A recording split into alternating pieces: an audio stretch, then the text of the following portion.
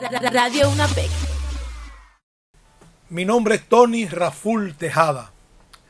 Soy parte de una generación literaria, cultural, social que emergió en la República Dominicana durante décadas trascendentes en la vida cultural, en la vida literaria, en la vida social e incluso en los cambios de mandos políticos a nivel del Estado.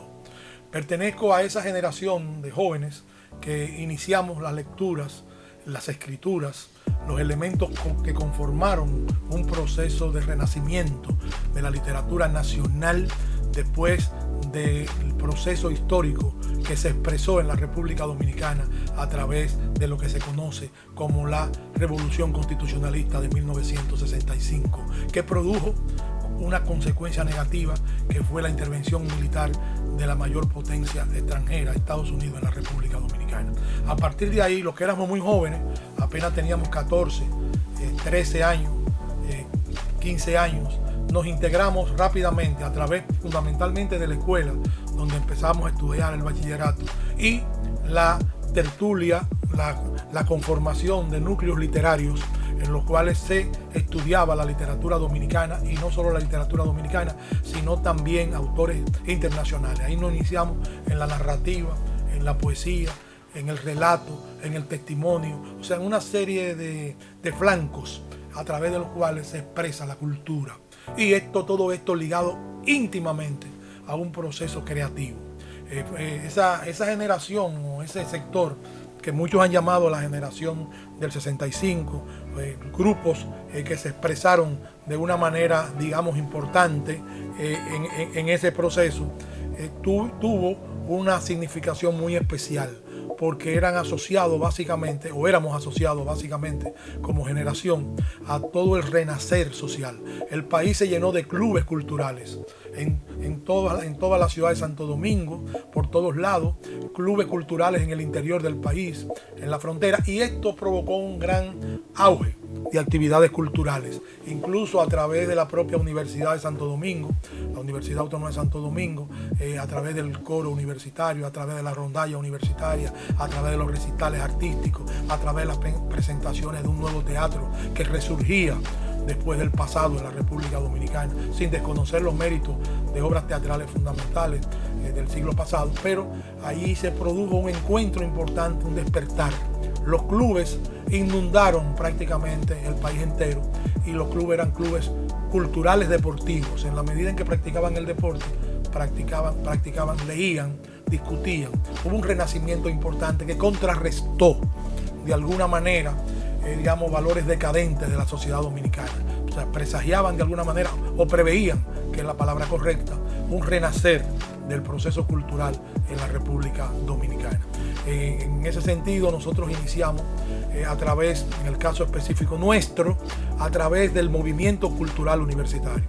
El Movimiento Cultural Universitario fue una entidad fundada por el eximio escritor y amigo nuestro, Jimmy Sierra, que agrupaba básicamente a los nobles escritores dominicanos, a los que estábamos ya entrando a la universidad, a los que veníamos de los estudios secundarios, a los que habíamos optado por la carrera de letras o carreras afines a la cultura y a la literatura. Yo quiero decirle que yo no alcanzo a decir con palabras el despertar cultural que se produjo en esos años en la República Dominicana. Por supuesto, este despertar cultural era cónsono también con preocupaciones de carácter social y hasta político en la República Dominicana. Todo esto de alguna manera se vehiculaba a un proceso de despertar de la conciencia social del pueblo dominicano, y en los niveles culturales esto se solidificó, se fortaleció de una manera muy clara.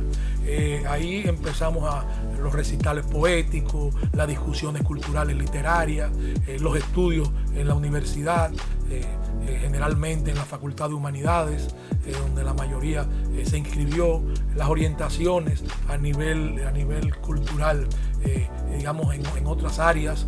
O sea, se produjo realmente un gran renacer. Todo esto ligado a un clima de inseguridad social que vivía el país, porque habíamos salido del conflicto bélico del 65, y la contrainsurgencia, había un elemento que contrariaba de alguna manera ese renacer cultural, porque no existía tampoco un clima de libertades abiertas. O sea que fue un momento muy difícil en el crecimiento y en la madurez de la sociedad dominicana de hoy, que es otra cosa totalmente distinta. La poesía produjo, digamos, suplementos culturales importantes, discusiones a todos los niveles. Yo a veces pienso, haciendo una imagen retrospectiva de lo que sucedió entonces y lo que sucede hoy. Por ejemplo, yo me perdonan la ignorancia en este sentido, pero yo veo que no hay esa estructura de clubes culturales, deportivos, que existía en esos años. Yo creo que desapareció, ¿no? Con esto no quiero decir que no lo haya, pero no existe una mística, una estructura de difusión cultural, de charla, de conferencia. O sea, las universidades fueron tomadas por ese proceso cultural.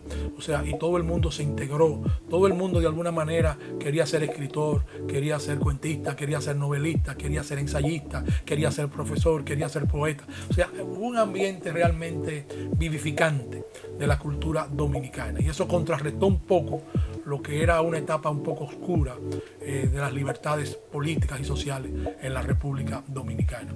Bueno, en ese proceso, un grupo nuestro se tituló o se autotituló Joven Poesía Dominicana.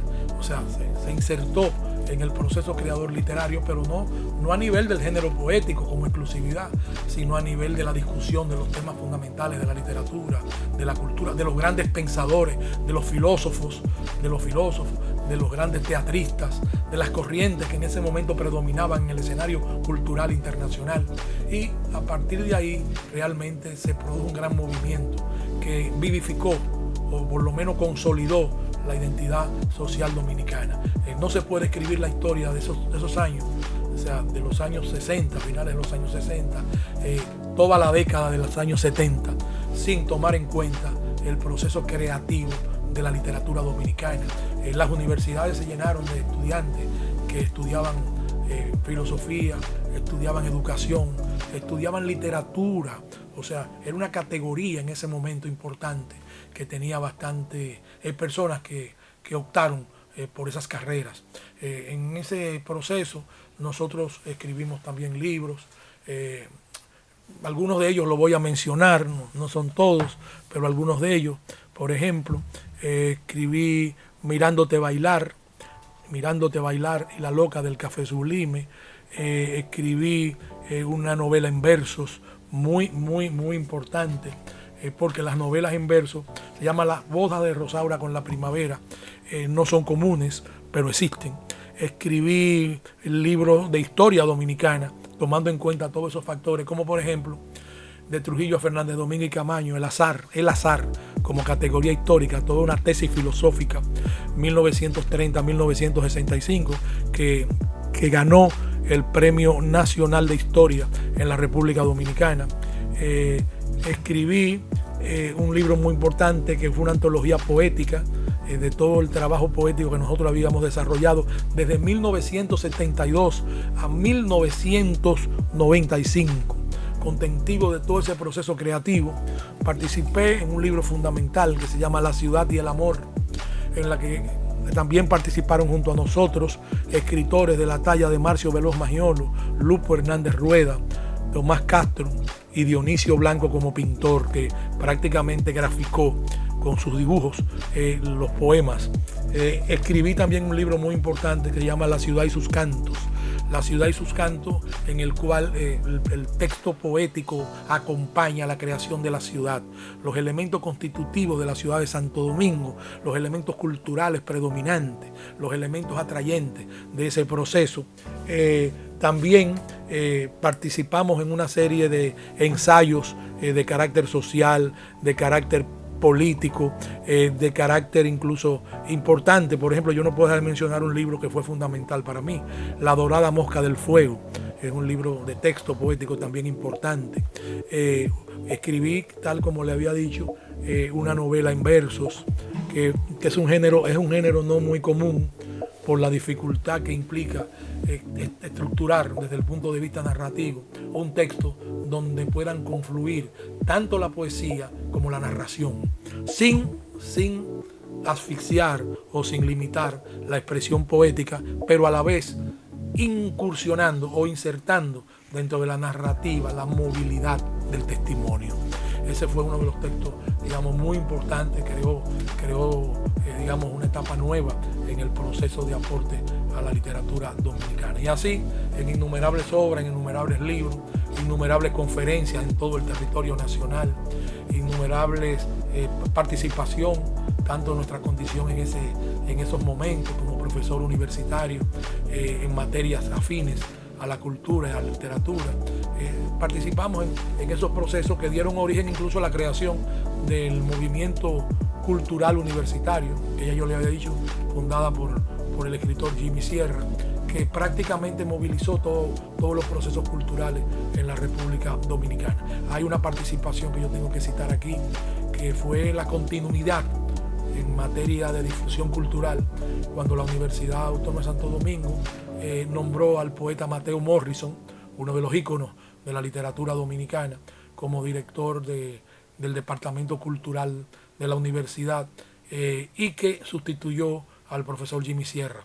A través de Mateo Morrison se organizaron jornadas en todo el territorio nacional. Era otro ambiente, era otro país, era otro momento, por supuesto difícil. Vivíamos etapas de intolerancia, de represión.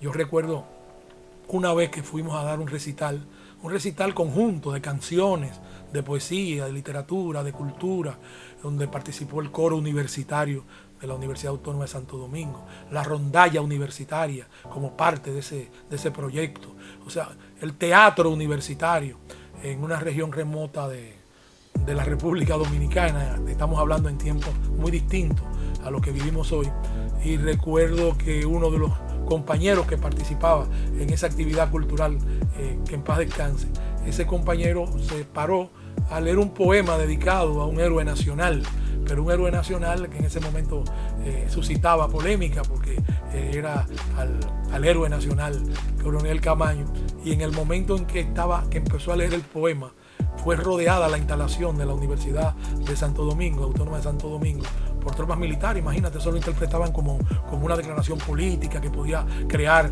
un fenómeno subversivo. No lo veían como un acto literario de alguien que escribió un poema y se lo dedicaba a una persona, sino que lo veía como una incitación. Entonces aquellos militares muy represivos en esa época, por la intolerancia que se vivía, entraron de manera intempestiva a las instalaciones de la universidad en esa región, en ese local educativo del interior del país. Y cuando el poeta, que en paz descanse, empezó a leer el poema y se vio rodeado de fusiles y de una actitud agresiva, lo único que pudo decir como un medio de defensa, ¿no? Cualquiera se hubiera visto en esa circunstancia. Lo único que dijo, no, este poema no es al coronel Camaño, es al papá de él. O sea, aquello motivó una risotada. Pero para que ustedes vean hasta dónde llegó el temor, la represión en aquellos momentos, incluso a nivel cultural, porque no estamos hablando a nivel político. La literatura no es política, la literatura puede expresarse en cualquier esfera y en cualquier radio de acción, y puede mencionar a quien quiera en literatura. Entonces, pero eso es para significarle etapas que felizmente fueron superadas en la República Dominicana, porque hoy gozamos de un clima totalmente diferente, de un clima donde todo el mundo dice lo que le da la gana, donde hay democracia plena. Yo pienso personalmente que hay exceso, que hay un poco más de extralimitación, pero entiendo que eso es parte de las conquistas del ser humano para poder ejercer sus derechos cívicos en una sociedad abierta. Hemos participado también en numerosas propuestas, en numerosas acciones llamadas a fortalecer el sistema cultural dominicano, tanto en el país como fuera del país. Incluso nosotros hicimos presentaciones en Estados Unidos, sobre todo en la colonia dominicana, que es muy grande y muy numerosa en los Estados Unidos, conferencias diversas sobre temas de historia, de cultura, temas de conocimiento, y hemos desarrollado ahora en Europa, en nuestra condición de embajador de la República Dominicana, embajador plenipotenciario extraordinario de República Dominicana en Italia, hemos desarrollado muchas actividades culturales. Incluso tenemos un proyecto cultural, exactamente cultural, para traer a la República Dominicana una pieza arqueológica de un valor inmenso, única en el mundo, que es un semí de algodón. el único semí de algodón hasta ahora que ha sido notificado, detectado. Los semí son una especie de creaciones de la cultura taína. La cultura taína era la cultura que predominaba en la República en la isla nuestra, a la llegada de los conquistadores españoles en 1492. Esa cultura semí se caracterizaba por sus creencias, ¿no?, en las cuales se les rendía tributo a una especie de, vamos a llamarlo de alguna manera, de dios mítico, que ellos encarnaban en un muñeco. Era un muñeco que ellos creaban para su adoración. Pero ese muñeco, lo llamo muñeco, no es el término que rigurosamente yo debo citar.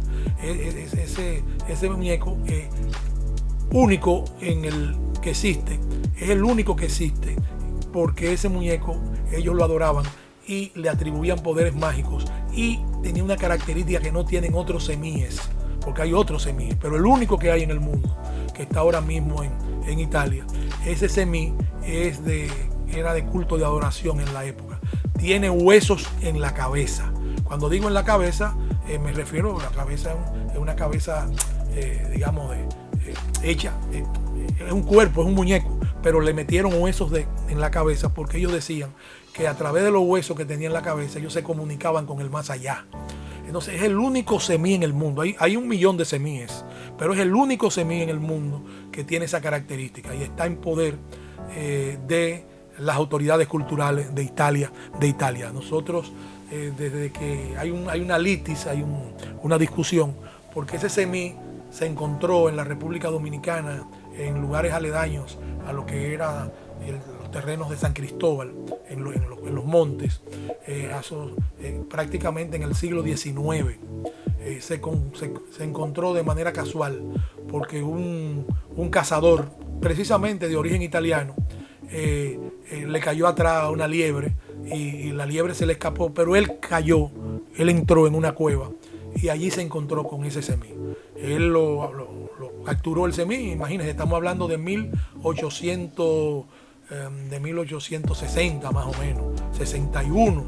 En ese entonces gobernaba o estaba al mando, 61, estaba al mando del poder el presidente Santana, que luego anexó nuestro país a España. Entonces él guardó esa pertenencia. Cuando él se murió, él no la entregó al Estado porque consideraba que era una pertenencia propia. Él la guardó.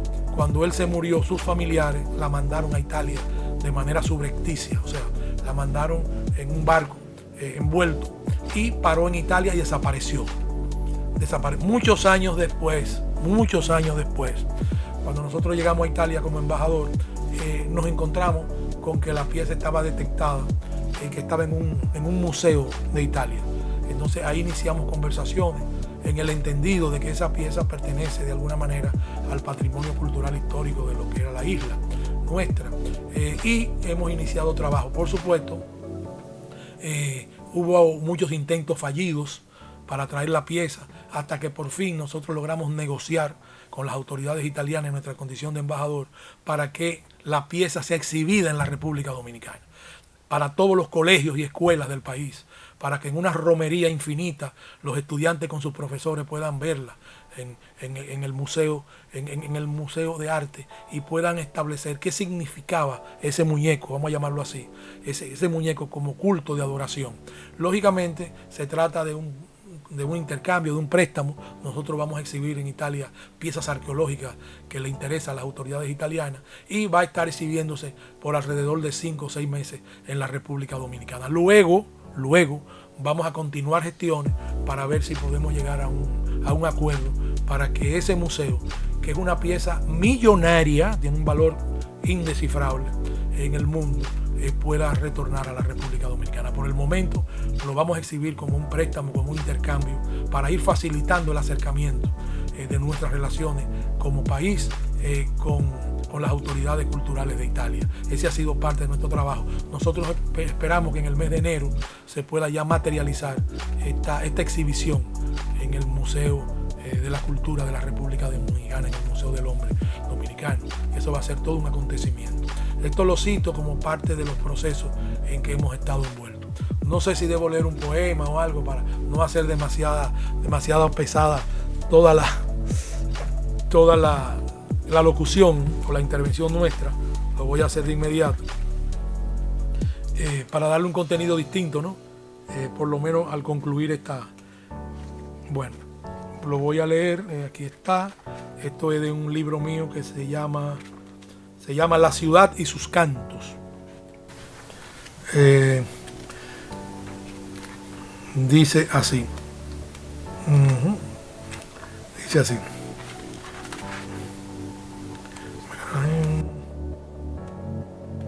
Es un canto a la ciudad. Dice así. Voy a leer un fragmento porque es un poema muy largo. Y dice así: yo soy la ciudad, pájaro en llamas, festejo del puerto y la ceiba, tejados de palma y cecín, columnas de piedra y ladrillos, arcilla de una ciguapa que escapó por las colinas antiquísimas, donde reside prístina la lluvia. Yo soy la ciudad, horóscopo y festín, quejido insular, mudanza de colores en el asta del alba, recinto baldío para la piedad del opresor, vitrales de cielo y corazón para la estadía del sueño, vigía que reanuda el desquite de la vida, volumen de amor que el mar celebra, franja grávida de pájaros que se hospedan en la primavera. Yo soy la ciudad, vecindad de amantes, yo ciño el tejido de los cuerpos, danzo en las ruinas venerandas, colgaduras del cielo impuro, palomas y duendes débiles, miel fugaz de nácar y sueño, oficio de bodas de plata, sobre el lomo lírico del viento y del siglo, nave del albur, sonidos coloreados en los besos, palomas ondulantes, sueltas sobre el verano husmeante. Yo soy la ciudad, un mirador de ciguas sobre la barca gris de la muerte, memoria de madrigales, lucero puntual en los balcones, florilegio de un ensalmo, andamio precoz del musgo y la luna, marfil donde boga la fortuna, febrero, abril, rendición de utopías en el alba herida de la luz al morir. Yo soy la ciudad de carne y hueso, de palabras y asfalto, refugios paralelos, soles clandestinos que son misterios en tus ojos, cielos oscuros que son avisperos hundidos de amores extinguidos, lámina desnuda de luz fría, pálida aurora bajo tierra, donde moran pesadillas y lazarillos. Un esclavo que hace 500 años lleva un grillete eterno, unos conjurados que no cesan de penar en las penumbras. Yo soy la ciudad que se crispa y regresa a sus viejos linderos, náufragos de vaga luz salobre, bóveda de fulgor y fatiga. Yo soy la ciudad, todas mis botijas caben en un puño de agua mansa y oscura, textura de todos los espectros, lloviznas que hicieron mágicos los atardeceres, reloj de piedra vencido por los hongos de la eternidad. Ese es un fragmento porque es un poema muy extenso sobre la ciudad, describiendo la ciudad en su origen, o sea, en su origen colonial, en su origen cuando fue horadada por el conquistador, o sea, cuando todos esos misterios fueron disueltos por el proceso opresor del conquistador y que luego renace en todos los ciclos de la historia dominicana y que es la misma ciudad que recorremos, la ciudad colonial, la vieja ciudad en la que nos recreamos viendo los monumentos que superviven y además haciendo un encuentro con esa hermosura desde el punto de vista histórico que es la ciudad de Santo Domingo, la ciudad colonial. Hoy día un atractivo de suma importancia para turistas y para dominicanos.